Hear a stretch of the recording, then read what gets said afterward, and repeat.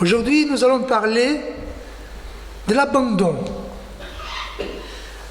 En fait, grâce à l'évolution de la psychologie, on peut en parler. Et en fait, qui n'a jamais vécu l'expérience de l'abandon? L'abandon laisse des traces dans notre vie. L'angoisse, la peur d'être rejeté, peur de la trahison. En fait, l'abandon, c'est quelque chose de réel dans nos existences.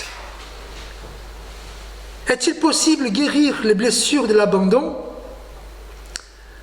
Voilà ce que nous allons voir ce matin par le texte que nous venons de lire. Avant de nous pencher sur le texte, je vous invite quand même à comprendre ce qui est l'abandon. On en parle souvent aujourd'hui. L'abandon, c'est l'action d'abandonner ou de laisser. Action de rompre un lien qui attachait une personne à une autre.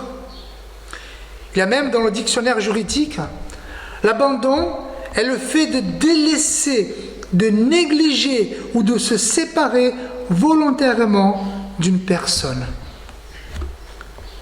Dans un cadre psychologique, l'abandon émotionnel est un état émotionnel subjectif dans lequel les gens se sentent indésirables, laissés pour compte, en insécurité ou rejetés. Les personnes confrontées à un abandon émotionnel peuvent se sentir perdues. Est-ce que vous connaissez l'abandon? Après, quand on pense à l'abandon, on peut tout de suite aller vers les amoureux qui s'abandonnent. Mais il y a plusieurs genres d'abandon. Déjà des parents qui abandonnent ses enfants, soit parce qu'ils partent, soit parce qu'ils restent trop de temps au travail. Il y a même un manque d'intérêt par rapport aux enfants. Les amis qui ont promis l'amour éternel des frères aux sœurs de la même famille. Évidemment, l'abandon des amoureux dans les couples, des conjoints. Il y a même des enfants qui abandonnent leurs parents dans leur maison, dans une maison de retraite. Il y a même dans les églises des abandons, des pasteurs qui abandonnent ses paroissiens, des paroissiens qui abandonnent leurs pasteurs. Voilà, l'abandon, c'est un cadre naturel de l'existence humaine. Mais nous ne pouvons pas nier que l'abandon cause des blessures.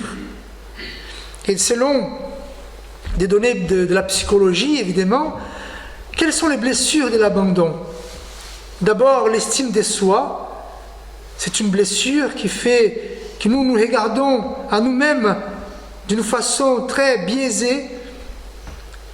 On ne veut rien. Personne ne veut de nous. Notre blessure, c'est la peur d'être abandonné, parce qu'une fois que nous sommes abandonnés par quelqu'un, nous gardons ce sentiment et cette peur d'être abandonné, et nous allons apporter cela dans toutes nos relations. C'est normal quand on est abandonné, soit enfant, soit adolescent, quand on commence avec une relation, on a peur toujours d'être délaissé. Notre blessure, en symptôme, c'est l'excès de gentillesse. Comment ça marche? Parce que nous étions abandonnés, nous souhaitons être gentils, mais hors mesure, pour que la personne qui est en face de nous ne nous ose pas abandonner. Après, il y a aussi la colère, même l'addiction. L'addiction pour fuir les moindres possibilités d'abandon. Et évidemment la dépression.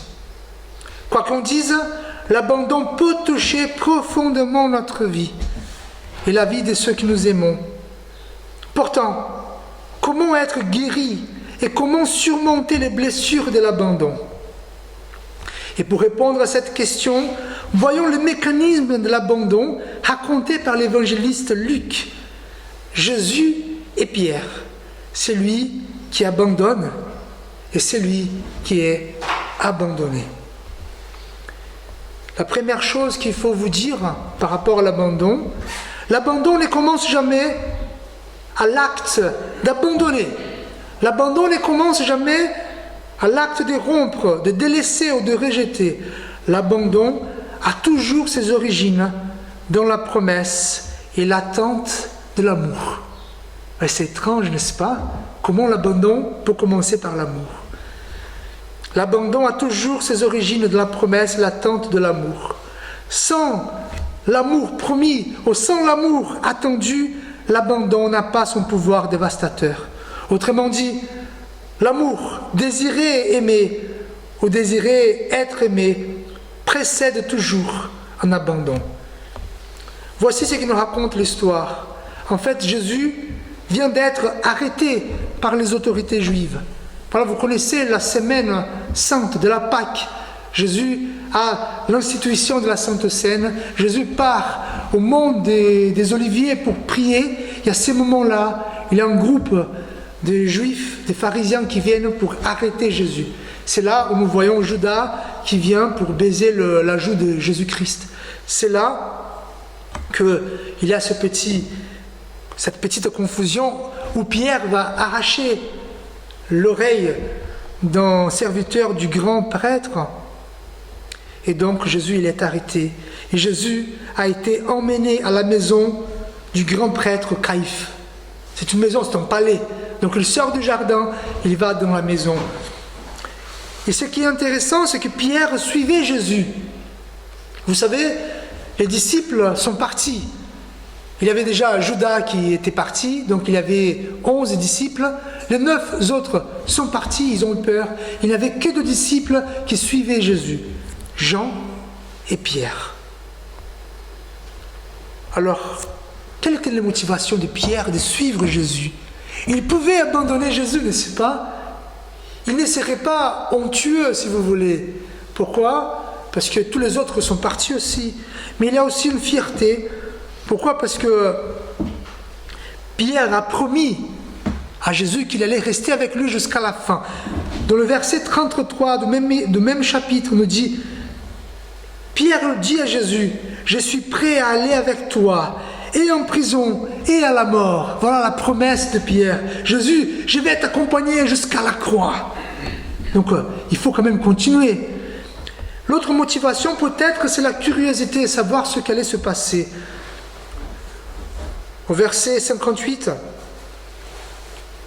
nous dit, Pierre le suivit de loin jusqu'à la cour du souverain sacrificateur, du grand prêtre. Il entra et s'assit avec les serviteurs pour voir comment cela finirait. Donc, peut-être qu'il voulait juste savoir.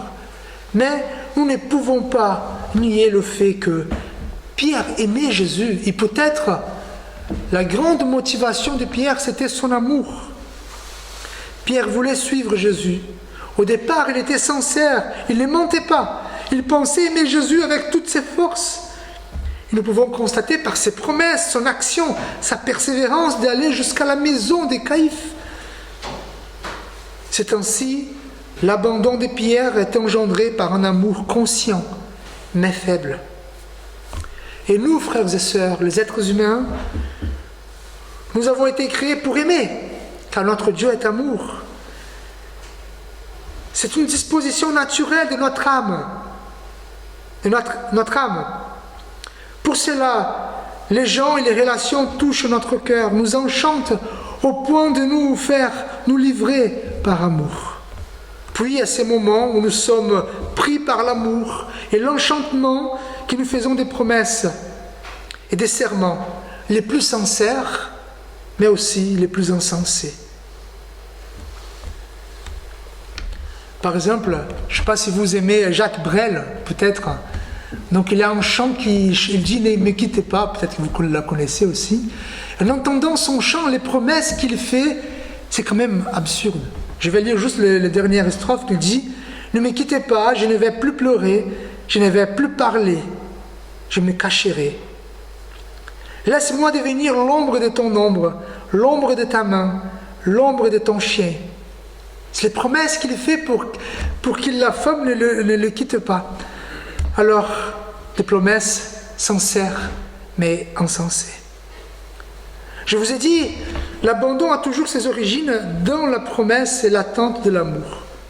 Donc, on peut se sentir abandonné parce que nous avons cru aux promesses d'amour concrètes et sincères, mais aussi aux promesses vagues et fragiles.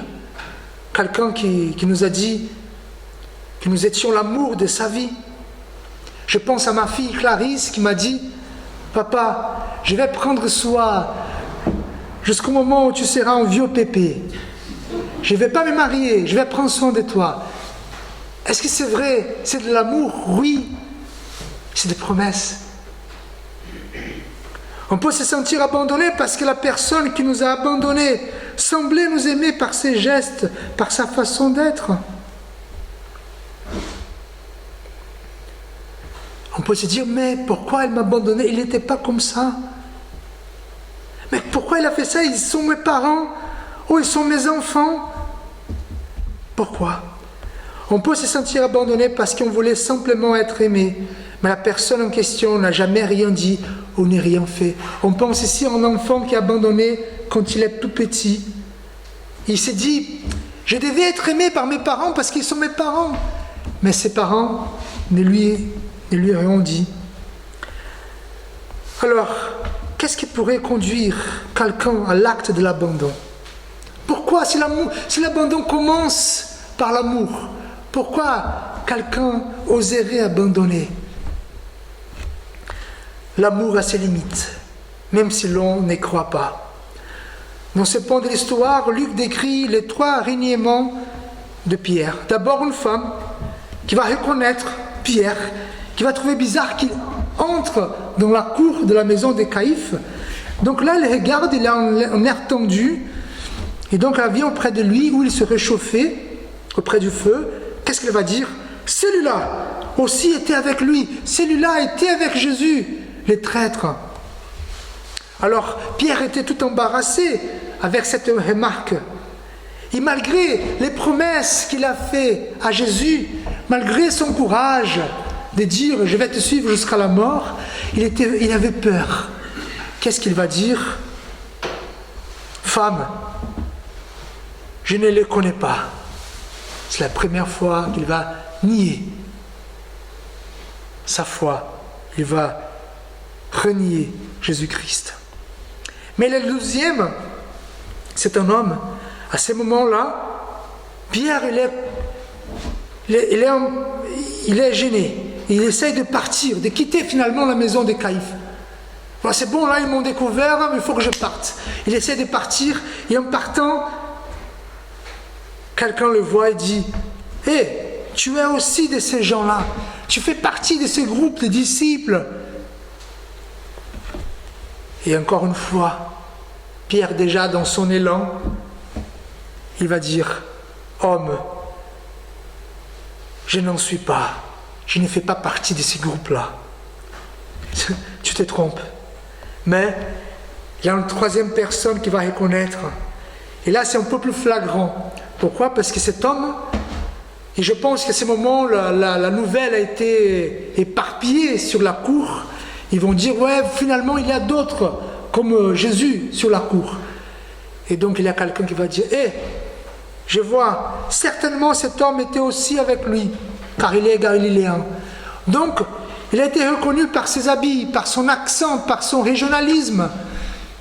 Et en plus, selon l'apôtre Jean, il va dire que cet homme, à la 3e fois qui a reconnu Pierre, c'était un parent à Malchus, le serviteur du grand-père prêtre qui a perdu son oreille. Et donc, encore une fois, Pierre va nier sa foi. Et à ce moment-là, le coq va chanter. Que Pierre aimait Jésus, c'est un fait. Il voulait prouver son amour. Il croyait qu'il était fort et que son amour était inébranlable. Mais les contraintes, les difficultés, il a eu peur. Il a eu peur pour lui. Il a eu peur pour sa vie. Les contraintes l'ont fait désister ou relativiser son amour. Il a eu peur de l'arrestation aussi. Il a peur de finir comme Jésus. Frères et sœurs, dire « je t'aime » ou entendre « je t'aime » quand tout va bien est assez commode, n'est-ce pas? Les promesses d'amour éternel au mariage, au jour du mariage. Les promesses de l'amour éternel dans un voyage où nous sommes sous un ciel étoilé au son de Francis Graberel.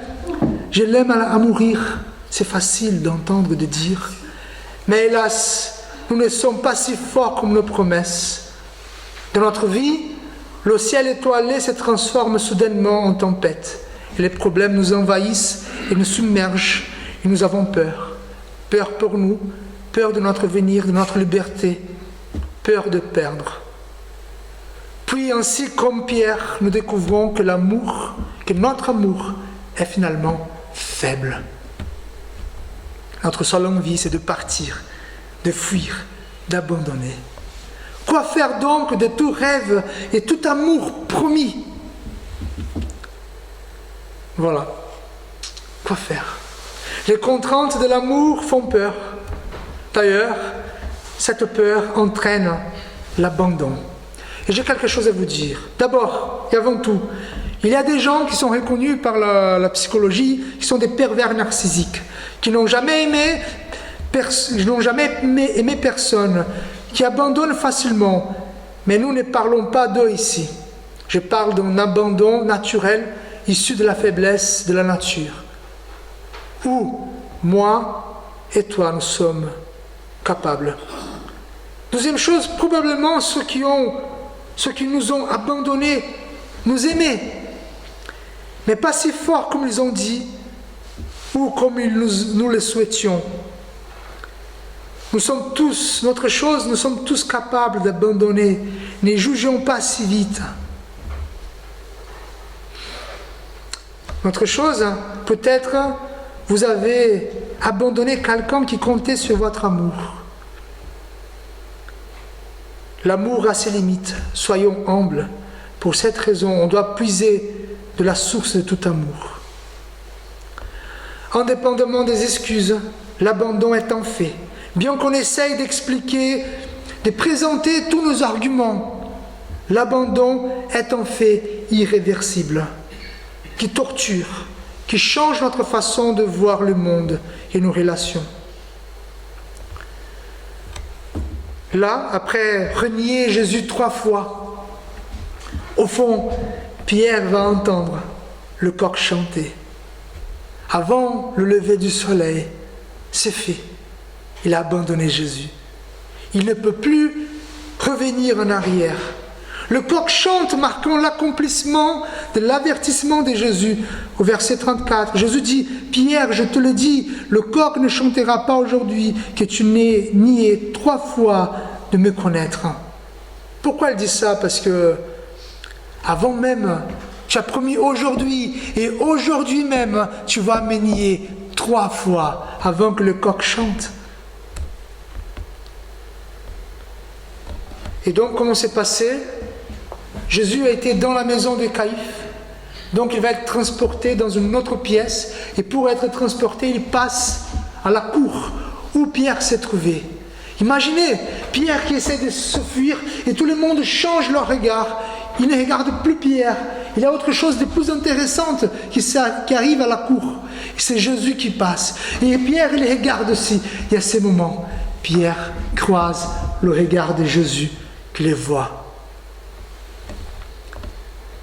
Il y a ces moments, Pierre se rappelle de ce que Jésus lui a dit. Combien Jésus a dû souffrir. Sans doute, il a souffert bien plus à cause des reniements de Pierre, bien plus qu'à cause des coups et des moqueries infligées par ses ennemis. Alors, le texte dit que Pierre, finalement, après les regards de Jésus, il arrive à sortir de la maison des Caïphes. Il sort, il pleure amèrement, abondamment, douloureusement. Comme dit l'expression, et vous la connaissez, il ne sert à rien de pleurer sur le lait renversé. L'abandon fait des dégâts dans la vie. D'ailleurs, essayer de nier ou revenir en arrière ne change pas les blessures. Ici, à la fin de notre récit, nous avons Jésus abandonné par Pierre. Pierre, c'est lui qui a abandonné Jésus et qui pleure amèrement. 2 cœurs profondément blessés et meurtris. Voilà la puissance dévastatrice de l'abandon. Et je vous pose 2 questions. Vous n'avez pas besoin de me répondre. Avez-vous été abandonné par quelqu'un qui vous aimait, qui vous aimiez? Avez-vous déjà délaissé quelqu'un qui t'aime ou qui t'aimait et qui avait besoin de toi? Si c'est une réalité, il faut faire quelque chose. On ne peut pas effacer le passé. Les souvenirs nous persécutent. L'abandon a besoin d'être guéri. La peur de l'abandon aussi, afin qu'on puisse avancer. Si l'abandon a besoin d'être guéri, quel est le remède? Le regard, la grâce de Jésus et l'amour de Dieu sont le baume et la cure pour toutes les blessures causées par l'abandon. Frères et sœurs, celui qui a abandonné quelqu'un trouvera dans le regard plein de la grâce de Jésus, plein des grâces de Jésus son pardon. Puis celui qui a été abandonné trouvera dans l'amour de Dieu l'amour dont il a besoin. Le texte dit que Jésus, en passant, il regarde Pierre. On peut penser que c'est un regard de condamnation, d'accusation. Voilà Pierre, tu m'as nié, tu m'as trahi. Regardez ce que tu as fait. Mais non, c'est un regard de pardon, de compassion. Jésus n'était pas étonné parce qu'il le savait. Et c'est ça qui a finalement dérangé profondément Pierre. Parce qu'au lieu d'accuser Pierre, Jésus le pardonnait avec son regard. Et on va voir cela par rapport à la conversation qu'il a eue avec Jésus, comme on vient de lire, au bord de la mer. Alors, si vous avez abandonné quelqu'un, regardez le regard de Jésus.